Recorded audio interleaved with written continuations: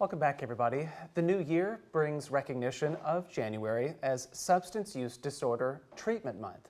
Experts say it's a time to support those thinking about or seeking help for their substance use. They also say this month is meant to raise awareness about those types of treatment and try to tear down some of the stigma of people needing to get help and trying to get that help that they need. So here to discuss how to navigate some of those options and resources is Catherine Emery, a licensed professional counselor for ThriveWorks here in Austin. Nin, welcome back to our show. Thank you so much for having me.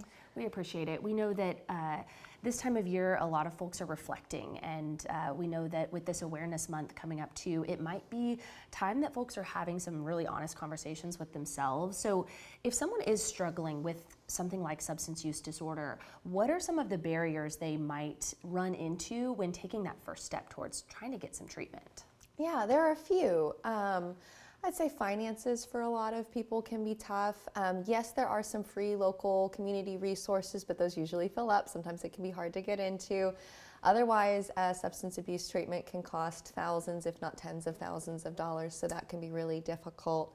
And then you were mentioning the stigma. Right as well, which can be really difficult when you feel like there's this negative association, or how we tend to think of substance abuse issues as personal problems or individual failings, when really it's a pretty common way to deal with stress or grief or pain, things that we generally weren't taught how to deal with.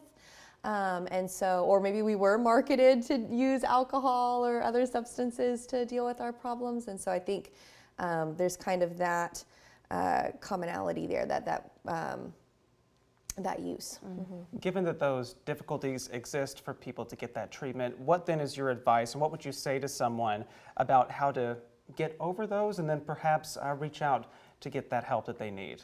Absolutely. First step is recognizing that you have a problem, right? Usually you can kind of tell in your gut something doesn't feel right. You maybe feel some shame or guilt. Maybe it's affecting your relationships. Maybe you feel like you're having to lie or hide. So those are your signs that, yeah, there might be something going on. And then what to do, we do have local resources. Phoenix House is a pretty solid one. The anonymous groups as well. La Hacienda is nearby Austin. There are other ones in Austin like Integral Care.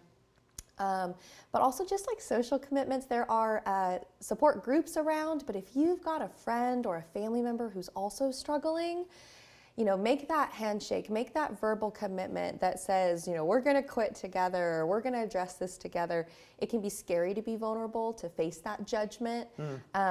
But usually people are full of grace. If you can find the right people, that social agreement can make a big difference. Talk about if this is maybe not a self-evaluation that's going on or signs you're feeling in yourself, but what if it's you're seeing it in a friend or a loved one? What are some signs that you can be on the lookout for to potentially see that, and then what do you do to be able to step in and help? Lots of different signs. So behavioral changes, maybe more irritability, a little more aggression. Maybe they're running with a different social crowd than they used to. Maybe you're seeing more withdrawal, more isolation, struggles with sleep, either too much or too little. And then you'll also see some physical signs, so like the struggling with sleep. Maybe if there's it depends on the method that's being used, but if it's like smoking, you might see like dental struggles. Different kinds of consumption can cause skin changes. So you'll maybe see some behavioral or physical signs. Interventions do work. I think that is something that you can do. There's also professional mediators. They do cost money, but they can help if you don't feel like you can do it on your own. Yeah. But even just like sliding a pamphlet somebody's way can make a difference. Yeah.